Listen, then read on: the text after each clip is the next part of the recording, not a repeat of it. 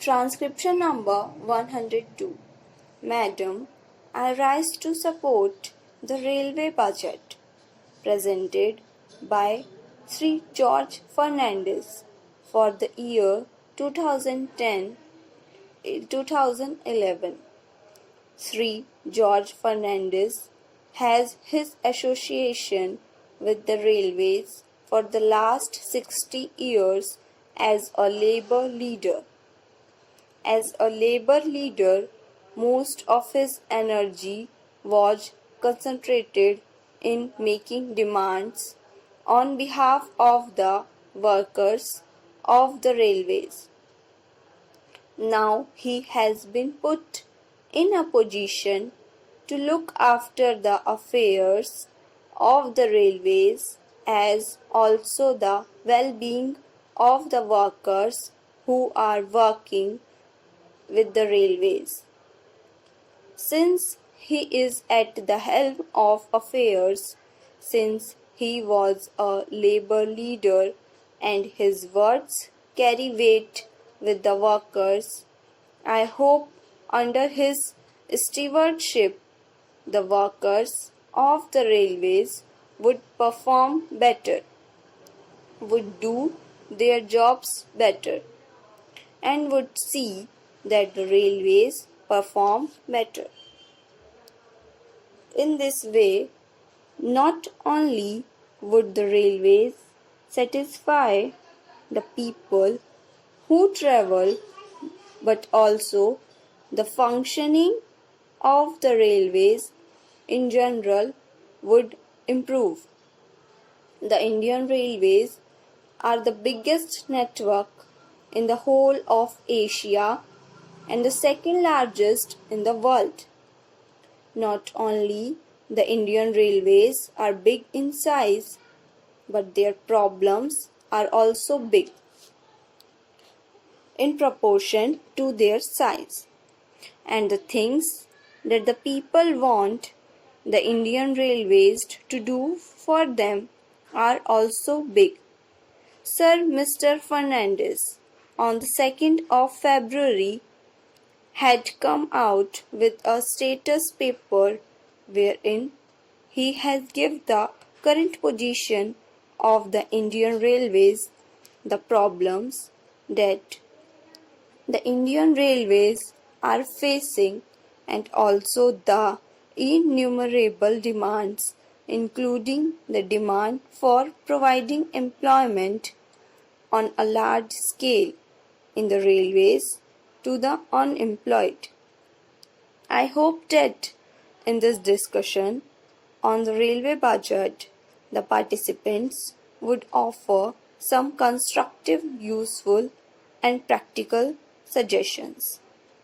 Mr. George Fernandez, when he had to prepare and present this budget, had very little time to do that, probably less than 100 days.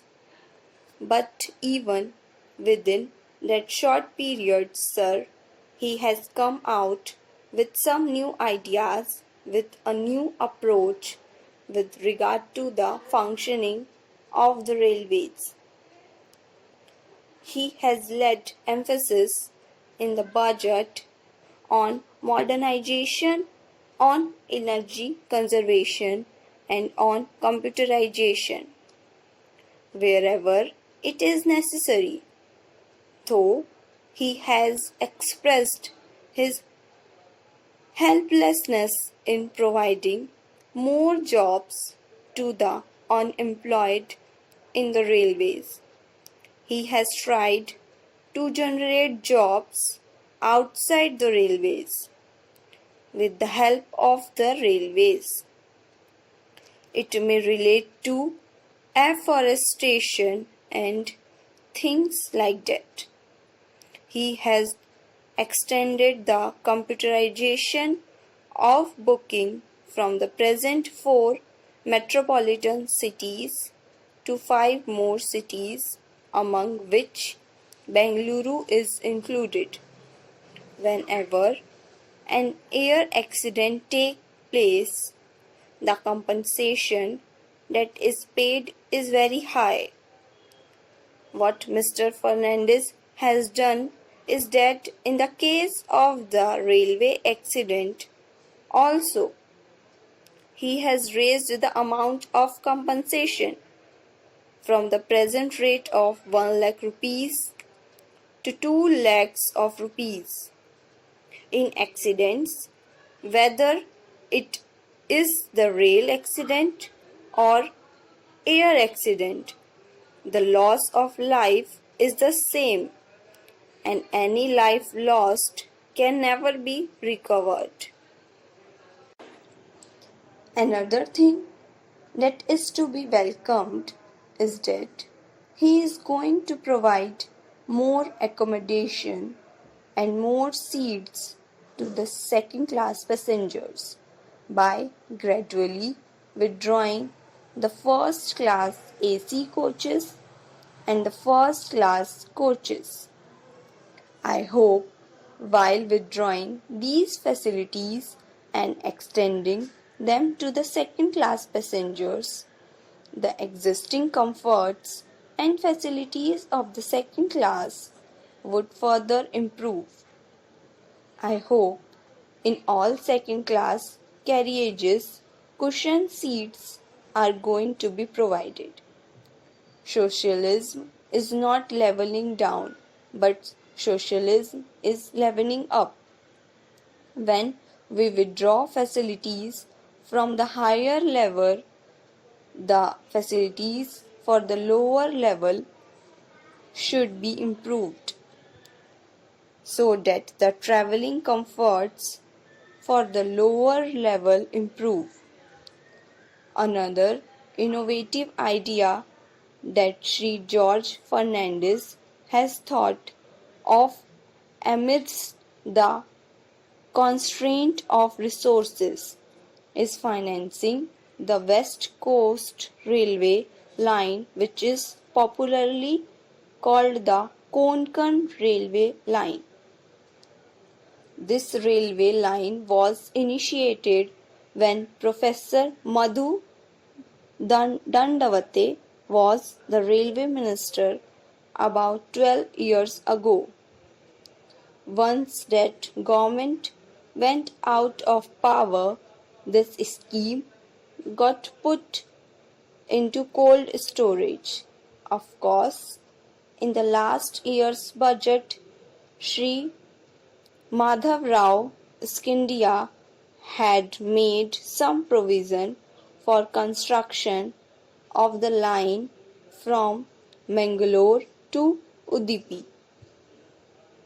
But the construction work did not start. Now Sri George Fernandez has come out with a novel idea of associating the states which are going to benefit out of it, Maharashtra, Goa and Karnataka, by raising certain contributions from these three states, by raising certain contributions from the public and certain contributions from the railways, as well as from the general exchequer. If this scheme had not been thought of, and if this had not been taken up in the normal course and under the normal procedure, this railway construction would have taken 15 years to complete. Now that a new method of financing this project has been initiated, the railway minister has promised that construction of this railway line is going to be completed within 5 years. I wish that this scheme succeeds, not that it succeeds for the sake of the Konkan Railway, but this would open up a new era for taking up other essential construction where those projects could not be taken up because of shortage of funds. I hope the Railway Minister, who is a person of many ideas, many innovative ideas, would also think in terms of, if possible, self-financing schemes. Every year costs go up. Any project that is done today is cheaper than it would be tomorrow. He is in his status paper has asked whether the money should come from the central government or whether it should come from the Railway Finance Corporation or from market borrowings where it is going to cost a little more. In any case, I personally feel that these projects, important projects, should not lag behind on the ground of funds not coming from the central government or state governments. Even if it is costly, the money should be borrowed from the Railway Finance Corporation. Thank you.